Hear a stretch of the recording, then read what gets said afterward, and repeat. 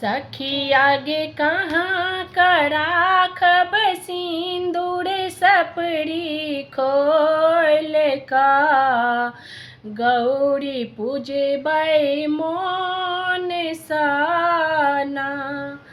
सखी आगे कहाँ करखबै सिंदूर सपड़ी खोल का गौरी पूजबै मोन साना।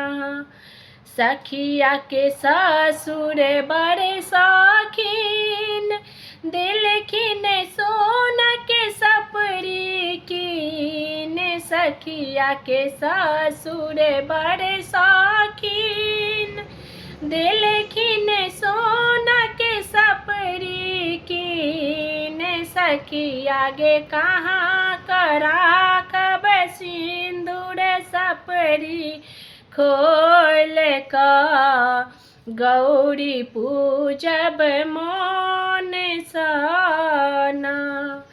सखिया के भैंसुर बड़ शौकीन दिलखिन सोना के गौरी कीन। सखिया के भैंसुर बड़ शौकीन दिलखिन सोना के गौरी कीन। सखी आगे कोना कराखब सिंदूर सपड़ी खोल का गौरी पूजब मोन साना।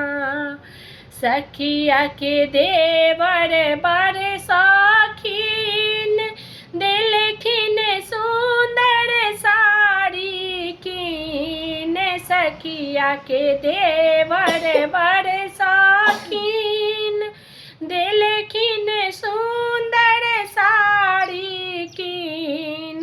सखिया के कोना कराखब सिंदूर सपड़ी खोल का गौरी पूजब मोन साना।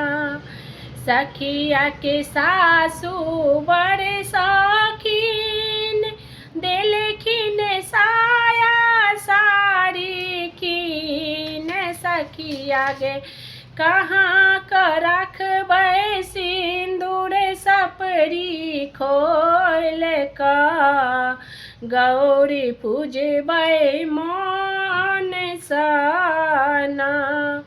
सखिया के गोतनी बड़ शौकीन दिलखिन सुंदर फूला कीन। सखिया के गोतनी बड़ शौकीन दिलखिन सुंदर फूला कीन। सखी